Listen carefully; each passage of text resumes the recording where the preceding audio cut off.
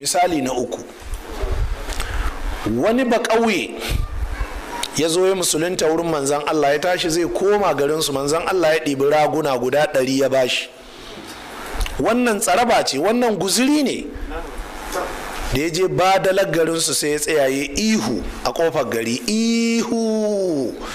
Jama'a sai suka taruwa na malak, lafiya me ya same ka? Ya ce lafiya lau. izhabu fa aslimu inda muhammadin fa inna muhammadan yu'ti ata'a man la yakhsha al-faqra.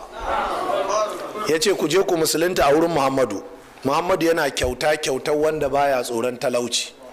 Haka ce yaya jawabi? Yace ku duba, na musulunta ne, zan taho ƙauyen mu shine manzo Allah ya bani waɗannan rago 100. Jama'a ku duba ba ƙauye rago 100. Ka taba jin da aka kyautar rago 100 duk garinku? Sai a Madina manzan Allah ya yi sallallahu alaihi wasallama. Wani shi kuma misali na hudu, azumi ya yi, shi kuma yana saduwa da matar shi da dare, kuma ya sadu da ita da rana, kuma baya iya haƙura. Sai ya ga tofa da watan azumin nan ba zai iya haƙuri ba, don haka sai ya ga bari ya yi zihari, ya ce wa matar shi in ma ya sadu da ita da azumin nan to shi kenan ta haramtu a kan shi. Ya ce ran nan ku sai ga matar shi kawai ta yi wawa kwanciya da daddare, don ya haramta a kan shi ita ne gaba ɗayan da azumin ai, in ba haka ba da daddare ta halatta, to gaba ɗaya haramta a kan shi. Sai ga ta yi wawa kwanciya, sai kasa haƙuri, sai sadu da ita. To yanzu kuma tun da ya natsu sai dawo cikin taitayin shi. To dama a ƙauye ne, malaman ƙauye kuma karatu bai ishe su ba, don zaka je wani ƙauyen duk ƙauyen ba wanda ya san ƙawa'idi har liman. To da ya za a yi fatawa? Aka je aka samu liman ga abin da liman ya ce to za ka yanta bawa. Ya ce liman ba ni da hali. Ya ce ba ka da halin, ka je kai ka saba Allah. Ya ce to azumi 60. Ya ce liman 30 fata ja mana haka. Ya ce ba ruwana, dole ka yi. To kana da yadda za ka ciyar da miskinai 60? Ya ce liman miskinai 60, jiya da yunwa aka kwana gidana. Liman ya ce tashi ka tafi, ka iya sabawa Allah, baka san yadda za ka yi sadaka ba, tashi. Liman ya kore shi. Shine sai ya tunani, dama annabi ya ce yusammuna ha yathriba wa hiya al-madina wal madinatu khairul lahum law kanu ya'lamun. Madina ita ce alheri. In kunci ya maka yawa tafi Madina, matsala ta yawa wallahi tafi Madina.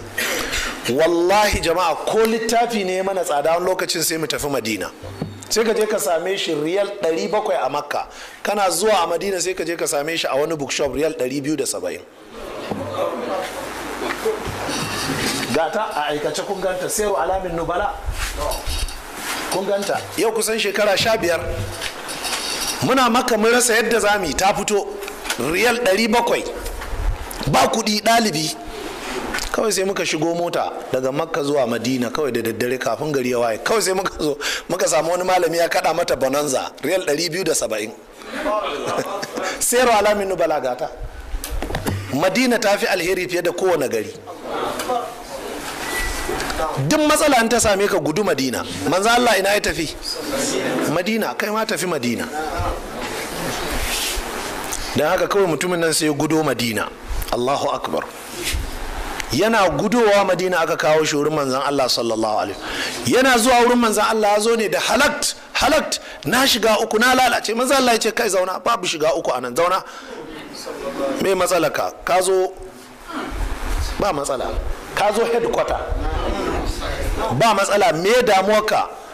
Ya ce wallahi ya manzon Allah, ba ni haƙuri sai na yi jima'i ni koyaushe. To azumi ya kama ne, yau mata ta zihari cewa ma kaf azumin in na taba ta to kamar na taba uwata.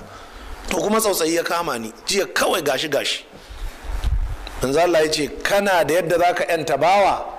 Mutum ne mai barkwanci sai dafa wuyan shi, ce ya manzan Allah, duk duniya an ba wuya na ba, ban mallaki wuyan kowa ba. Manzan Allah ya ce to kana da yadda za ka yi azumi 60? Mutumin ya ce manzan Allah kenan, duk wannan rikicin ai kwana 30 ne ya saka mu. to kuma haka ce za mu yi kwana 60 to ai kaga rikici ya karasa rikicewa. Ba zan iya ba, 30 ma na kasa haƙuri ya manzo Allah balle 60. sai ce kana da yadda za ka ci da miskini 60? ya ce tabdijan wallahi jiya da yunwa aka kwana gidana. sai manzo Allah ya ce zauna. ina ne garinku? ya ce gari kaza. ya ce to ka je wurin wane, in ka je shi ne na sa ya tara zakka a garin, ka je ka same shi ka ce na turo ka cewa a ɗibi zakka a baka, ka ci zakkar a matsayin sadaka da kafara da kai wa kanka. ba ƙauye a guje ya kwashe, a guje ya tafi ƙauyensu, ya je tsaya a ƙofar ƙauye ya yi ihu, aka taru. ka kaddara sai fara da zagi kenan tunda ya sha wahala a garin. ya ce musu mugaye na haɗu da kunci da wahala da muguwar fatawa a wurinku, ba rahama. na je wurin manzan Allah na samu sassauci. manzan Allah ya ce a bani zakkaku in ci, in kun yi min bakin ciki to manzan Allah ya fanso ni. jama'a kun fahimta? wallahi kowane zamani suka kuntata maka ko ka gudu wurin manzan Allah.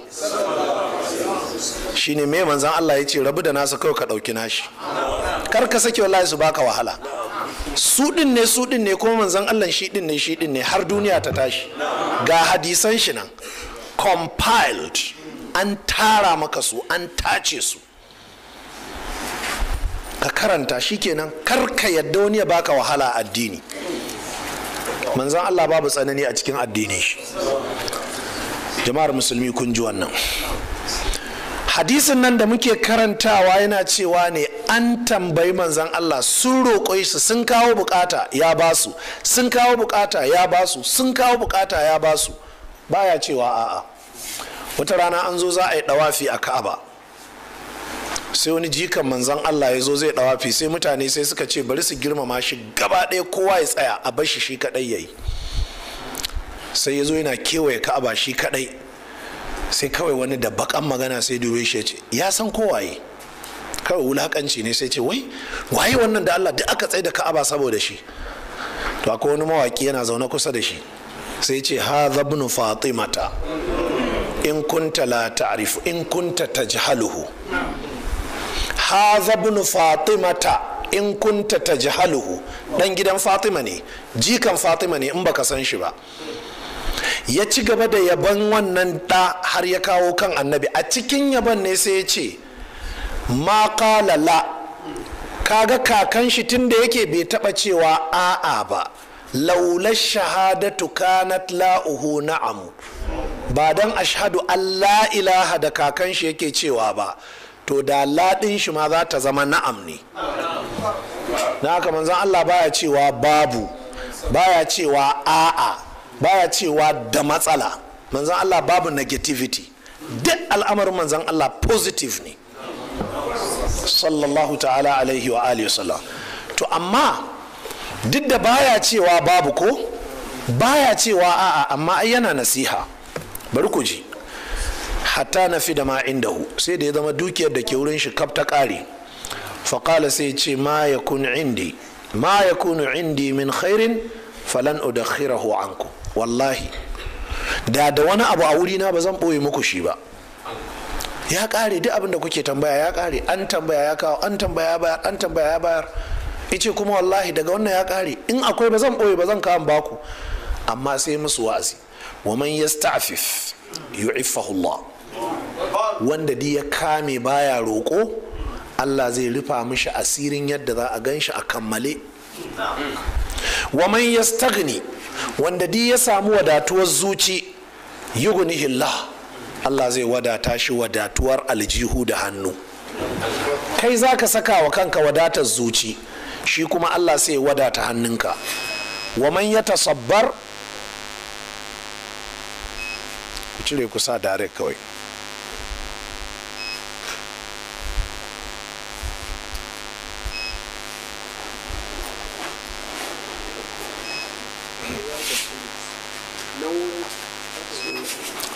duba bari kawai zauna kawai, kai dai zauna kawai.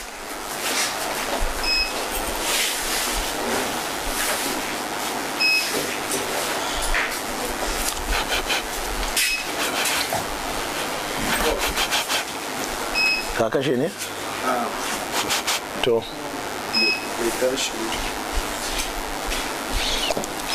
wato stabilizer muke nufi ku haƙura da shi.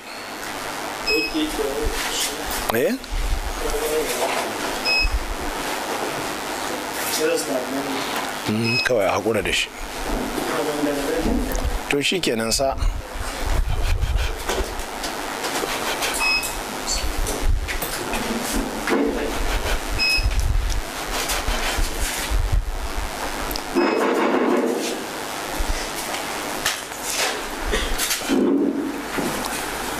A ɗan yi haƙuri jama'a, an ɗan samu rawa ne daga wuta ɗin. Allah ya taimaka. Annabi sallallahu alaihi wa sallam ya ce wa man yatasabbar yusabbirhu Allah. Wanda duk yake haƙuri da babu, to Allah zai rinka bashi abin da zai haƙurtar da shi. Baka da shi sai kake haƙuri ko? To Allah zai rinka ɗauka yana baka abin da za a ganka mai haƙuri ɗin. Wa ma utiya ahadun ata'a khairan ata'an khairan wa awsa'a min as-sabri. Manzo Allah ya ce ba a taɓa baiwa wani kyauta da tafi alheri da yalwata fiye da haƙuri ba. Kyauta wadda tafi kowace ita ce haƙuri. Kyautar da tafi kowace yalwata ita ce haƙuri. Wannan hadisi yana nuna mana muhimmancin ka rinka haƙuri, ka rinka kamewa. Amma ba ya zama duk abin da ya taso maka, an yi maka haihuwa sai ka nemi taimako, za ka aurar da 'yarka sai ka nemi taimako, damuna ta yi gidanka na zuba sai ka nemi taimako, ɗanka bai da lafiya sai ka nemi taimako. Ba ka da haƙuri, ba ka da juriya, komai ka gaza saboda zuciyarka ta riga ta mutu. Bayan da Imam al-Bukhari ya kawo wannan sai kuma ya kawo wani hadisi ya ce haddathana Abdullah ibn Yusufa akhbarana Malikun an Abi Zinadi an al-A'raj an Abi Hurairah radiyallahu anhu anna Rasulullah sallallahu alaihi wa alihi wasallam qala.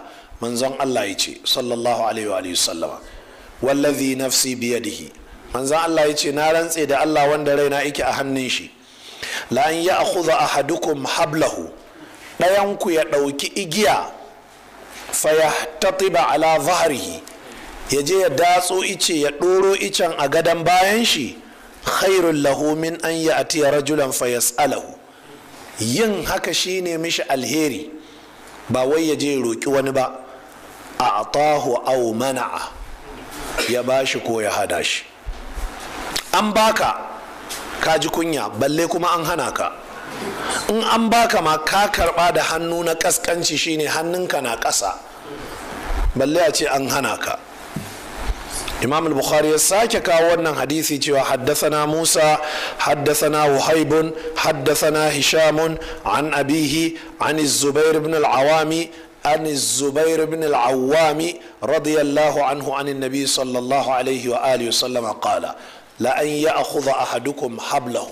Manzon Allah ya ce lallai ɗaya daga cikinku ya ɗauki igiyar shi, faya atiya bi huzmati hatabin ala zaharihi, ya je ya yo ice kai guda ya ɗoro shi a gadon bayan shi, shine faya bi'ahu, ya je ya siyar da ishan, faya kuffa Allahu biha wajhahu, Allah ya kare mishi mutuncin fuskar shi da wannan icen, khairul lahu min an yas'alan nas. Haka shine alheri gare shi, ba ya je ya roki mutane ba. Jama'a kun ji maganar manzon Allah sallallahu alaihi wasallam. Ka ɗauki igiya, ka je ka datso ice, ka ɗauro shi ɗauri guda, ka ɗoro a gadon bayanka, shine maka alheri kadai. Ba wai shi ya fi alheri ba, kar ka fassara hadisin da haka. Haka shine alheri, ba wai ka je kana roƙon mutane ba. A tauhu aw mana'uhu, su bashi ko su hana shi. Jama'a kun ji wannan? To a cikin wannan hadisi akwai darussa masu yawa. Na farko, annabi yana ƙara fassara mana waccan maganar. Gari ya waye ka je kai sadaka, baka da abin yin sadaka, tafi ka je ka samu aikin yi. A'a, baka san aikin da za ka yi ba, ka ji daga cikin abubuwan da za ka yi. Ɗauki igiya, shiga daji, daddatso ice ka ɗauro shi, ka ɗoro a gadon bayanka. Ɗorowa a gadon bayan karya alkadarin girman kai ne. To amma wannan karya alkadarin girman kai kuma wajibi ne akan iyaye su fara wa yara tun daga ƙanana. Domin kumfari ya gama sakandare, duk 'yan matan anguwa ya game musu ƙarya, ya je polytechnic, ya je jami'a, duk yaran department ko faculty ko kuma 'yan matan campus yana da wajen 'yan mata 7 a campus din. So da haka duk inda ya kewaya a garin automatically akwai wata yarinya da za ta gan shi ko kawarta. Zai yadda yiwu ice? Kun fahimta jama'a? Zai yadda a irin wannan halin ya zauna yana kwankwasa kujeru ya kafinta? Zai zauna gaban keken ɗinki? Ba zai ba. To hanya ta farko ta karya alkadarin girman kai ga 'ya'ya in sun girma shine tun suna ƙanana kai uba ka rinka ɗaukan su kana tafiya da su wurin sana'arka kowace iri ce. Kana aikin kafinta ne? Tafi da yaranka, da ya fara wayo ka sa a yi mishi wata guduma ko da ta wasa ce, samu wata ƙaramar kusa ko yaya ce ka sa shi ya rinka haɗa wani katakon, ya saba ana wucewa ana ganin shi gashi nan shine kafinta. To ko ya kai shekara 60 ba zai ji cewa kaskanci ba ne a gan shi. Tun yana ɗan shekara 7 ɗauke shi ka ɗora shi akan keken ɗinki, ko ya kai shekara 30 ba zai ji kaskanci a gan shi akan shi ba. Tun yana ɗan shekara 10 kana zuwa da shi gona, to ko ya shiga jami'a ba zai ga cewa abun kunya ne, wane me yasa jiya baka zo lacca ba, sai ce wallahi na je zuba taki ne. Kaga wata yarinya ta kalle shi, taki a ina? Yace a gona. Ce are you a farmer? Yace of course I'm a farmer. Saboda me? Yana cike da alfahari, yana da confidence, yana da izza, yana jin daraja ce. Amma yanzu kai ka je ka samu waɗannan yara, yana jami'a ko yana polytechnic ko yana FCE, ya cika 'yan matan gari da ƙarya. Duk inda wata mota ta wuce ya gaida mai mota sai ce wannan kanin mamana ne fa, wannan kanin mamana ne. Ina fata an gane. Ya je ya ɗauki hotunan gidaje masu kyau ya zuba a cikin lecture note. Wance ta karbi aron note ɗin shi sai ta duba, a wane fa wannan gidanku ne? Ya ce wannan wasu gidaje ne ma baban mai haya zai bayar. Duka saboda ƙarya.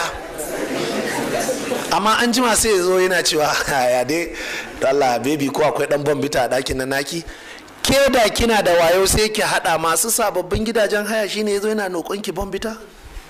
Daga nan zaki gane ƙarya ce. Amma fa inna halata amal absar, yan matan ba su da wayo. Ina fata an gane.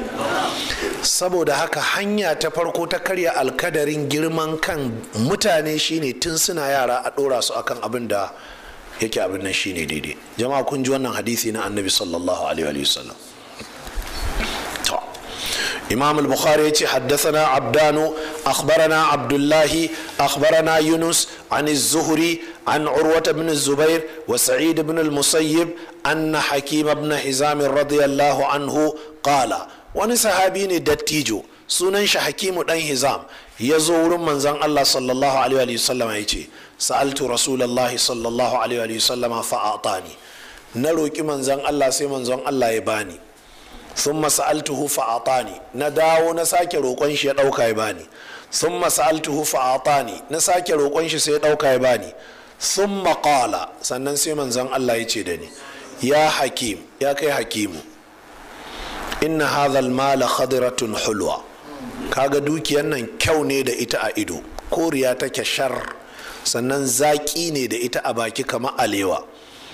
Faman akhadahu bi sakhawati nafsin burika lahu fi, wanda di ya karbi dukiyar nan cikin farin ran wanda ya bashi, to za a samu shi albarka. Jama'a kun ji sirrin albarka. Ka karbi dukiyar a hannun shi yana fara'a yana baka, haka duk wanda ya karbi dukiya a hannun wani cikin farin rai daga wanda ya bashi, to Allah zai albarkaci dukiyar. Wa man akhadahu bi ishrafi nafsin, wanda ko ya kwallafa ran shi akan dukiya saboda kwallafa rai har wannan mutum ya dauka ya baka, lam yubarak lahu fihi, ba za a taba albarkatar shi akan haka ba. shine ka sa ido. yanzu dubi yadda almajirai suke. mutum ne ya zo ya zauna ya sai tuwo kwaya biyu, sai ka ga tuwon kamar girman gwaiba, yan tsugul an zuba mishi miya a sama da nama yanka daya, kai kuma almajiri sai ka zo sai ka tsuguna sai ka aje kwanan ka haka sai kai haka. dan Allah shi me ya ci balle ya san maka? to amma ka kura mishi ido, duk wata lauma kana kallon shi daga sama kana ƙasa ya dawo kana, to ka kallafa rai sai dan rage wata yan loma sai miƙa maka, ba za ta yi albarka ba saboda ka kallafa ranka. a ka gano wane yana da kuɗi, kai kenan yau ka zo kofar gidan shi, gobe jibi kana ina, kana ofishin shi, gata kana buga mishi waya. ka kallafa ranka sai ka ci wannan dukiya, ko an baka manzon Allah ya ce ba za ta yi albarka ba. wa kana kallazi ya'kulu wa la yashba, annabi sai ya ce sai ka zama kamar wanda yake ci baya koshi. ku dubi waɗannan almajiran namu. akwai almajirar da za ka samu ta shekara 30 tana bara, akwai almajirin da za ka sanya shekara 10 yana bara, ya kallafa ran shi akan dukiya, sai zama kamar mai ci ne baya koshi. sai annabi ya ce al-yadul ulya khairun min al-yadis sufla, sannan kuma hannun da ke sama yana bayarwa shine alheri fiye da hannun da ke ƙasa yana karbe. to